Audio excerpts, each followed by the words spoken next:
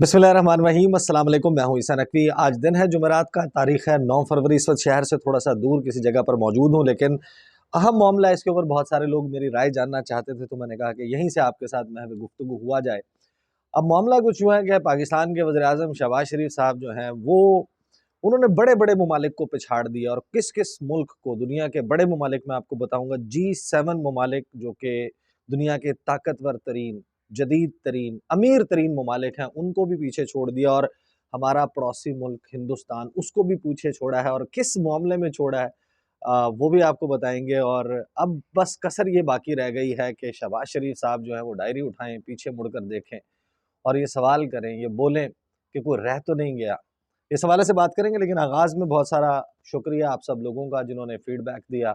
ABN पर नए programme का आगाज़ डिबेट एट 8 के नाम से मैं और एम्बेसडर अब्दुल बासित कर चुके हैं। मंडे टू थर्सडे जो है वो 1 घंटे का प्रोग्राम होता है हमारा, और इसके हवाले से बहुत सारे लोगों ने अपनी आरा का इज़हार किया, कुछ सवालात किए, उनका जवाब जो है वो उसी प्रोग्राम में आने वाले दिनों में मैं शेयर करूँगा। अभी भी जो स्टोरी मैं करने लगा हूँ उसको पार्शली जो है वो मैं डिस्कस कर चुका हूँ अपने प्रोग्राम में, और उसका लिंक जो है प्रोग्राम का वो भी शेयर कर चुका हूँ।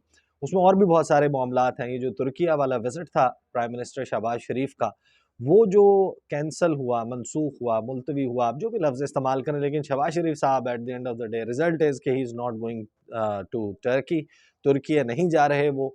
और उसमें अंदरूने खाना क्या चल रहा था, अब्दुल बासित साहब ने दफ्तर ख़ारजा के अपने ज़राए से बहुत ही एक्सक्लूसिव डिटेल्स शेयर की हैं, वो देखिएगा, उस पर फीडबैक दीजिएगा। अब मैं आपको बताता हूँ जनाब कि मामला कुछ यूँ है कि आज एक नोटिफ़िकेशन, बल्कि एक नहीं पै दर पै कल और आज 2 नोटिफ़िकेशन सामने आए हैं। पहला नोटिफ़िकेशन है जनाब, जो हमें ये बताता है कि वज़ीर-ए-आज़म शहबाज शरीफ साहब जो हैं वो एक रिकॉर्ड कायम करने पर तुले हुए हैं। नाम दिए जाते हैं कि जनाब राव मोहम्मद अजमल ख़ान जो कि एमएनए हैं। इसी तरीके से शाइस्ता परवेज़ मलिक साहिबा एमएनए हैं, वंस अगेन मुस्लिम लीग नवाज़ की लाहौर से। चौधरी मोहम्मद हामिद हमीद साहब हैं, एमएनए हैं। ये जो सेहरा पहन कर आए थे पार्लियामेंट जब फर्स्ट टाइम जब इनको इलेक्ट किया गया। कैसर अहमद शेख साहब हैं, ये भी एमएनए हैं। मलिक सुहेल खान साहब हैं, ये भी एमएनए हैं। इसके अलावा एक और नोटिफिकेशन फिर जारी किया गया, वो नोटिफिकेशन जिसमें 2 मज़ीद लोगों का बताया गया, उनके नाम भी मैं आपके सामने रख देता हूँ।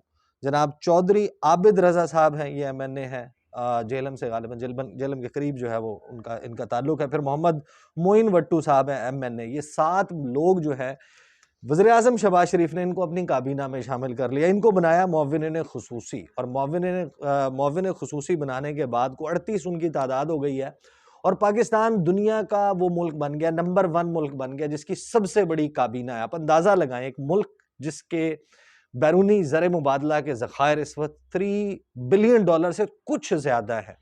ये वो मुल्क है जिसके पास दुनिया में सबसे ज़्यादा लोग हैं। जब मैं आपके सामने आदादो शुमार रखूंगा G7 ममालिक और हिंदुस्तान के, तो आपकी आंखें खुल जाएंगी कि वो ममालिक जिनके पास इस दुनिया में सबसे ज़्यादा रिसोर्सेज हैं।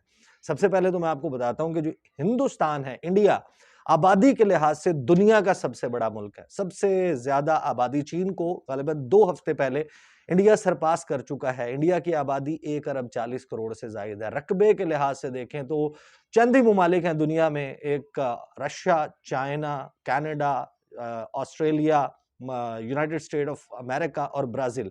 इसके बाद गालिबन कुछ 7वें नंबर पे बनता है दुनिया का रकबे के हिसाब से सबसे बड़ा मुल्क। बहुत उनकी वसी जो है वो आबादी, बड़ा वसी रकबा है, मसाइल भी बहुत ज़्यादा हैं, और नरेंद्र मोदी पर बड़ी तनकीद होती है। एक ऐसा मुल्क जिसके फॉरेन रिजर्व्स जो हैं वो 572 अरब डॉलर हैं, वो मुल्क, उसकी वफाकी काबीना जो टोटल, जिसमें स्टेट मिनिस्टर्स मिला लें, उसमें उनके मशीर मिला लें, सबको मिलाकर जो काबीना है वो 75 रुकनी काबीना है इंडिया की। और हमारे पाकिस्तान के वज़ीर आज़म साहब जो हैं उन्होंने 85 रुकनी काबीना रखी है। मैं एक आखिर में आपको एक और भी दिलचस्प बात बताऊंगा। अमेरिका की बात करने, अमेरिका इस दुनिया में बड़े अरसे से, कई दिहाइयों से बिला शिरकत गैर हुकूमत करता है। ज़ाहिर है कि अभी तक तो चैलेंज करना शुरू कर चुका है चीन, लेकिन अभी भी सुपर पावर अगर किसी को कहा जाता है तो वो अमेरिका है। हर दुनिया के कोने में उसका झगड़ा है, हर दुनिया के कोने में उसने टांग अड़ाई हुई है। और अमेरिका का सदर जो बाइडन, उसकी कुल जो काबीना है उसकी तादाद है 25 लोग दुनिया की सुपर पावर का इंतज़ाम व इंसराम संभालते हैं, वो हैं जिनको मिनिस्टर का या सेक्रेटरी ऑफ स्टेट का दर्जा है और मुख्तलिफ पोर्टफोलियोज़ उनके पास हैं। फिर आ जाएँ जनाब बरतानिया। बरतानिया जिसकी इस दुनिया में कहा जाता था यूनियन जैक जो है उसकी, और जो मल्का बरतानिया उसकी सल्तनत पर सूरज गरूब नहीं होता। ऑस्ट्रेलिया से न्यूजीलैंड से लेके कनाडा तक उसका झंडा लहराता है, हर वक्त सूरज कहीं ना कहीं चमक रहा होता है। ज़ाहिर है गुरे का फिर निज़ाम है और एक बड़ी मईशत है, ग्रुप ऑफ 7 का मेंबर है। उसकी जो काबीना है उसकी तादाद है 28, कुल 28 लोग मिलकर उस इकोनॉमी को चलाते हैं। उसके तमाम तर मसाइल, जितने भी मसाइल हैं उनका हल ढूंढते हैं। जापान की बात करें, जापान छोटा सा मुल्क है लेकिन जाहिर है कि एक बहुत पावरफुल मईशत है, आबादी भी खासी ज्यादा है। उसके बावजूद जापान की जो टोटल काबीना है उसकी तादाद देख लें 23 है, 23। और ये वो 23 लोग हैं जो जापान की एक्सपोर्ट्स से लेके पूरी दुनिया में बड़ी बड़ी डील्स करता है, बड़े बड़े पंगे हैं उसके।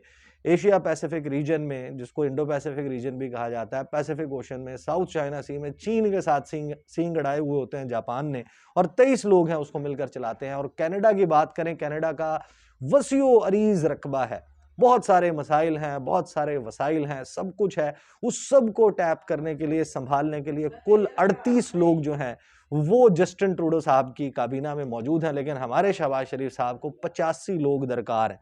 इटली की बात करें तो 24 रुकनी काबीना है। इसके बाद आप जर्मनी की बात करें, 16 रुकनी काबीना है कुल मिलाकर। और जर्मनी पूरी दुनिया को क्या कुछ नहीं फराहम करता। जर्मन टेक्नोलॉजी, गाड़ियों की बात करें आप, उनकी जो रिन्यूएबल एनर्जी है उसकी बात करें, तो ये जर्मनी की सूरत हाल है। फिर आ जाए फ्रांस।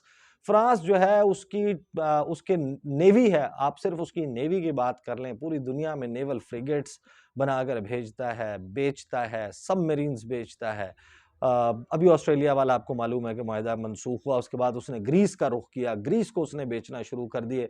पाकिस्तान के साथ भी आपको याद है कि डील थी। फिर जहाज बनाता है, लड़ाका तैयारे, वो जो इंडिया ने अभी खरीदे हैं राफेल, वो फ्रांस में बनते हैं। पूरी दुनिया के साथ तजारती ताल्लुकात हैं एंड व्हाट नॉट। लेकिन फ्रांस के पास, फ्रांस के सदर इमानुएल मैक्रोन के पास जो कुल काबीना है उसके अराकीन की तादाद 18 बनती है। तो अब आप अंदाज़ा लगाएं कि ये वो दुनिया के मुल्क हैं जो रूल करते हैं। और हमारे वज़ीर आज़म साहब की जो काबीना है, एक बात यानी कि शहबाज शरीफ साहब से बंदा सवाल करे, या शहबाज शरीफ को भी छोड़ें, शहबाज शरीफ साहब चलें, एज उनकी ज़्यादा है, शायद उनके लिए मुश्किल होता हो। जो वज़ीर इत्तलात साहिबा हैं, मरियम औरंगज़ेब साहिबा, वो यंग हैं, उनके लिए भी अगर कोई बंदा उनके सामने चैलेंज रख दे कि आपके पास 2 दिन का वक्त है, याद करें 85 लोग, इन 85 लोगों में से किस किस को क्या जिम्मेदारी दी है, किसके पास क्या पोर्टफोलियो है, ये खुद नहीं बता पाएंगे कि किसको मैंने क्या जिम्मेदारी दी है।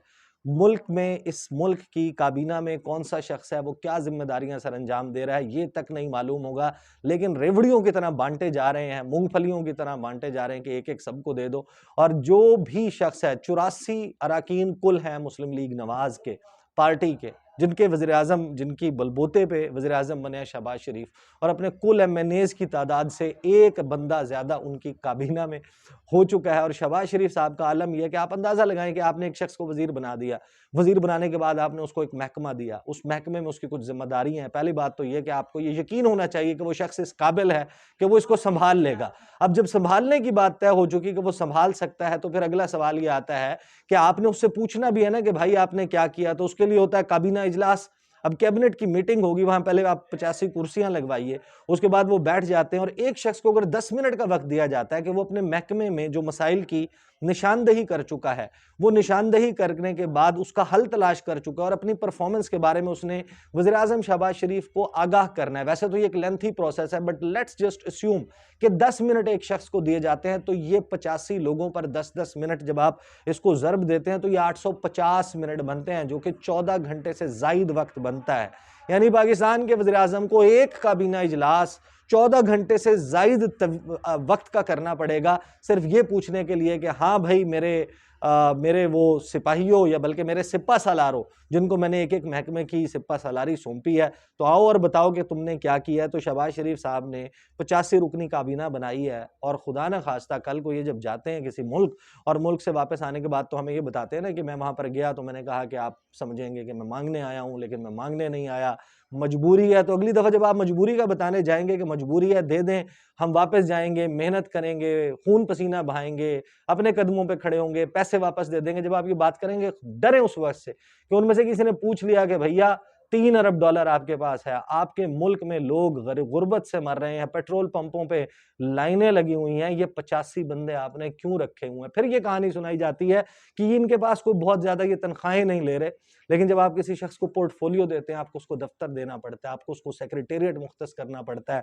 फिर उसके साथ आपने ऑफिसर्स लगाने होते हैं, 20वें 21वें 22वें ग्रेड के अफसरान उनकी जी हजूरी कर रहे होते हैं, फिर उनके TADA आने जाने के अखराजात, गाड़ियां इस्तेमाल में आती हैं, फिर उनके बिल होते हैं अल्ले तलल्ले, फिर आपको किसी फॉरेन टूर के ऊपर जाते हैं, आप वो क्रिएट कर लेते हैं, डेलीगेशंस का हिस्सा बन जाते हैं। लेकिन ये वो तरीका कार है जिसके जरिए PDM की हुकूमत पता नहीं किस किस को खुश करना चाहती है। शहबाज शरीफ जो है, अब उनके लिए अब ये रह गया कि वो जब रुखसत हो, जब उनके जाने का टाइम आए, वो डायरी उठाएं, पीछे मुड़ के देखें, मुड़ के सवाल करें कि कोई रह तो नहीं गया जिसको मैंने अपना वजीर, मशीर या मुअव्विन खसूसी ना बनाया हो। These are the details.